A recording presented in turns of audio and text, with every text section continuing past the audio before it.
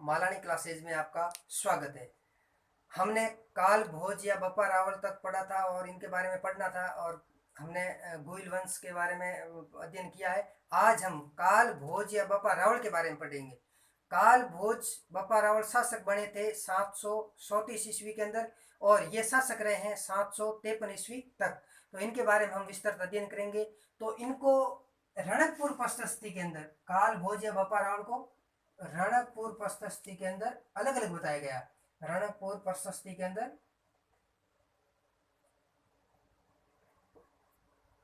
रणकपुर प्रशस्ति में इनको अलग अलग बताया गया है।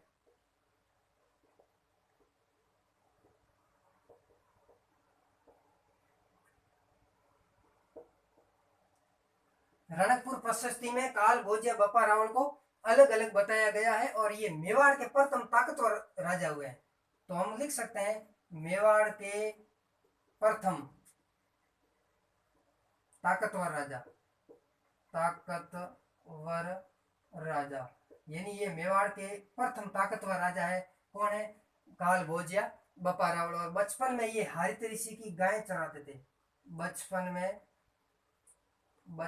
में हरित ऋषि की गाय चराते थे।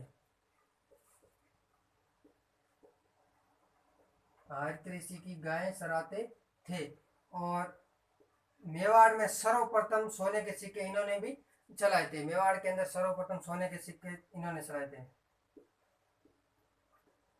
मेवाड़ में सर्वप्रथम सोने के सिक्के चलाए। और जो अगर आपसे पूछ ले एक सिक्के का कितना वजन था, 115 ग्राम। एक सोने का सिक्का था वो 115 ग्राम का था। सबसे पहले मेवाड़ में सोने के सिक्के चलाने का जो श्रेय दिया जाता है वो अपने काल भोज या बप्पा रावल को दिया जाता है। और जो बप्पा रावल की उपाधि है, बप्पा रावल की उपाधि इनके गुरु हरित ऋषि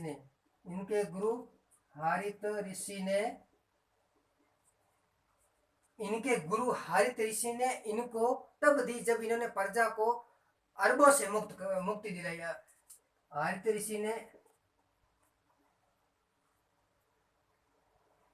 दी जब इन्होंने अरबों के आक्रमण हुए थे उस समय और प्रजा के ऊपर बहुत अत्याचार कर रहे थे। अरबों से प्रजा को मुक्ति दिलाई।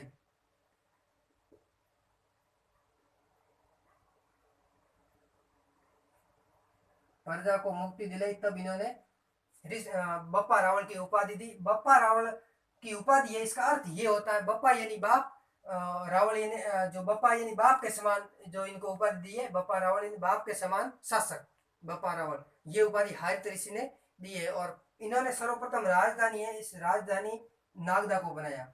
अपनी प्रथम राजधानी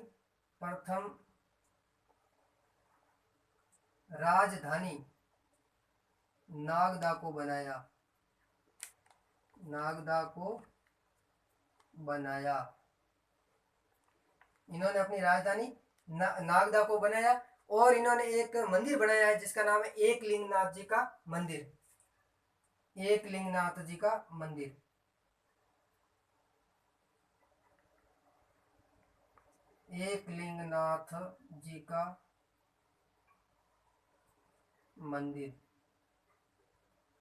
इसका निर्माण अपने गुरु के लिए करवाया था इन्होंने।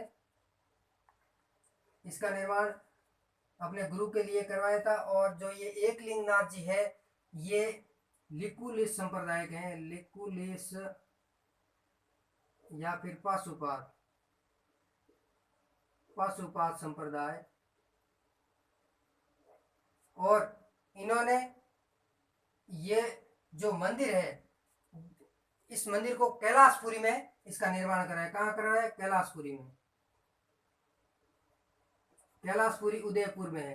कहाँ है? उदयपुर के अंदर है। और ये अपने गुरु ये शिव को समर्पित है, भगवान शिव को समर्पित मंदिर है।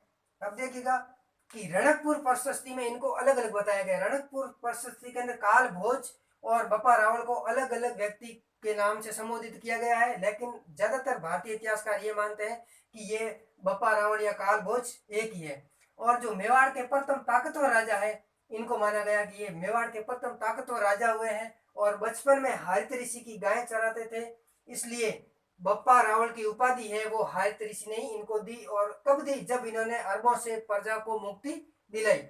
और ये हरित ऋषि की गाय इसलिए चराते थे क्योंकि इनके पिताजी थे महेंद्र सेकंड, और महेंद्र सेकंड ने भीलों की हत्या कर दी थी, नहीं, भीलों से कर वसूला था और भीलों ने इनके पिता जो महेंद्र सेकंड है उनकी हत्या कर दी। तब ये भाग करके हरित ऋषि के पास चले गए थे और वहाँ चुपके से रहते थे। तब ये गाय चराते थे, बड़े हुए तब हरित ऋषि ने इनको आशीर्वाद दिया और फिर इन्होंने अरबों से प्रजा को छुड़ाया और प्रजा की रक्षा की। तब इनको वापस शासक बनाया और ये शासक बने 734 में और अपनी प्रथम राजधानी है नागदा को बनाया। और इन्होंने सर्वप्रथम एक मंदिर बनाया, एकलिंगनाथ जी का मंदिर, जो लेकुल पाशुपात संप्रदाय का है, भगवान शिव को समर्पित है और कैलाशपुरी उदयपुर के अंदर है। ये एकलिंगनाथ जी का मंदिर है, ये उस जगह बनाया गया है जहाँ हरित ऋषि की गाय चराते थे। उस समय एक गाय जाकर के खड़ी हो जाती और उस गाय के अपने आप दूध झरता था। तब इन्होंने जाकर के वहां खुदाई की तो एक शिवलिंग निकला और उस शिवलिंग को उन्होंने बाहर निकाल करके वही मंदिर बनाया, एकलिंगनाथ जी का मंदिर। और इस एकलिंगनाथ जी को ही मेवाड़ के शासक अपने वास्तविक संस्थापक या वास्तविक शासक मानते हैं। और एकलिंगनाथ जी के ये अपने को दीवान मानते हैं कि हम तो इनके दीवान हैं, हम तो इनके राणा है और हमारे वास्तविक राणा तो एकलिंगनाथ जी भगवान है। अब देखिएगा हम इनके बारे में आगे और अध्ययन करते हैं। इन्होंने और एक मंदिर बनाया है, सास बहू का मंदिर। एक और मंदिर बनाया है, सास बहू का मंदिर। देखिएगा इन्होंने एक और मंदिर बनाया है, सास बहू का मंदिर। इन्होंने सास बहू का मंदिर नागदा में बनाया है, सास बहू का मंदिर। इसके निर्माता काल भोज या बप्पा रावल है और ये मंदिर जो बनाया है, ये मंदिर बनाया है नागदा में। कहां पर बनाया है? नागदा में, इनकी जो प्रथम राजधानी है वहां पर सास बहू का मंदिर काल भोज या बप्पा रावल ने बनाया। और एक चित्तौड़गढ़ पर आक्रमण करने का प्रथम श्रेय इन्हीं को ही जाता है। चित्तौड़गढ़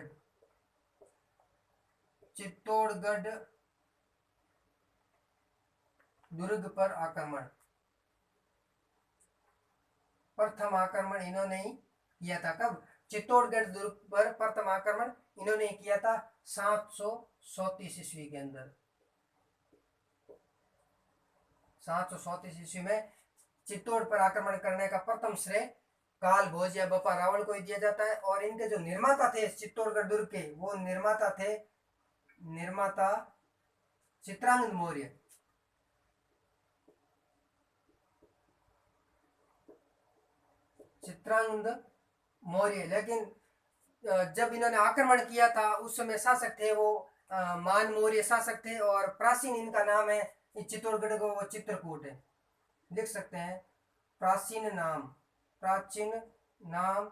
चित्रकूट, प्राचीन नाम चित्रकूट है और इसी का ही अपभ्रंश है चित्तौड़। बाद में अपभ्रंश होकर के नाम बदल गया चित्तौड़। और तत्कालीन शासक थे जब इन्होंने आक्रमण किया, यानी तत्कालीन शासक हुए हैं जिनका नाम है मान मौर्य। और मान मौर्य को इन्होंने मार दिया था। किसको? मान मौर्य को मार करके चित्तौड़ पर अधिकार कर लिया। और काल भोज ने ये दुर्ग मान मौर्य को मार करके ये दुर्ग जीत लिया, ये दुर्ग जीत लिया। कब जीता? 734 ईस्वी में। अब देखिएगा इन्होंने ये जो चित्तौड़गढ़ दुर्ग है इसके निर्माता चित्रांगद मौर्य है और प्राचीन नाम इसका चित्रकूट है। तत्कालीन शासक उस समय मान मौर्य थे और मान मौर्य को इन्होंने मार करके ये दुर्ग जीत लिया। किसने? काल भोज या बप्पा रावल ने। ये जानकारी हमें कहां से मिलती है? ये जानकारी हमें मान मौर्य शिलालेख से मिलती है। ये जानकारी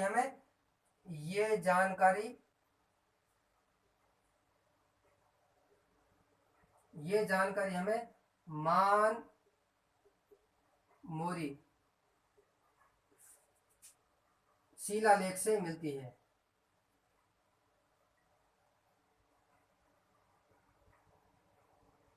ये जानकारी हमें मानमोरी शिलालेख से मिलती है। और कर्नल जेम्स टोड, राजस्थान के एक इतिहासकार हुए कर्नल जेम्स टोड।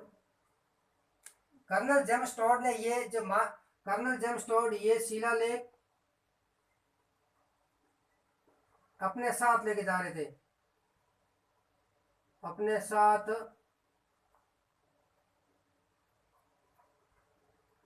इंग्लैंड ले जा रहे थे। भार ज्यादा होने के कारण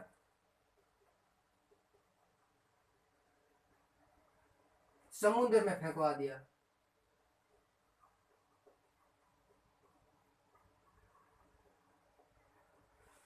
ये शिलालेख है जो कर्नल जेम्स टोड अपने साथ लेके जा रहे थे और वजन ज्यादा होने के कारण ये समुद्र में फेंकवा दिया, यानी कि इन्होंने समुद्र के अंदर फेंकवा दिया। और अब देखिएगा कि जब ये मानमोरी शिलालेख है, ये तो समुद्र में फेंकवा दिया, लेकिन हमें ये जानकारी मानमोरी शिलालेख से मिलती है। और इनकी जो मृत्यु है, इनकी मृत्यु हो गई थी कहाँ?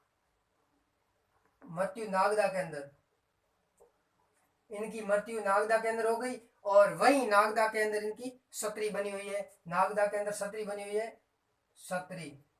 और यह छतरी बप्पा रावल के नाम से प्रसिद्ध है, बप्पा रावल की छतरी, बप्पा रावल की छतरी। और कहाँ पर है ये छतरी? है नागदा के अंदर। तो आज हमने काल भोज या बप्पा रावल के बारे में अध्ययन किया है। तो अगली क्लास हमारी इनके आगे के शासक की होगी। तब तक के लिए अगर आपको ये वीडियो पसंद आया है तो आप ज़्यादा से ज़्यादा लाइक करें, सब्सक्राइब करें और अपने दोस्तों के साथ में शेयर करें। नमस्कार, धन्यवाद। फिर मिलते हैं अगली क्लास के साथ में। धन्यवाद।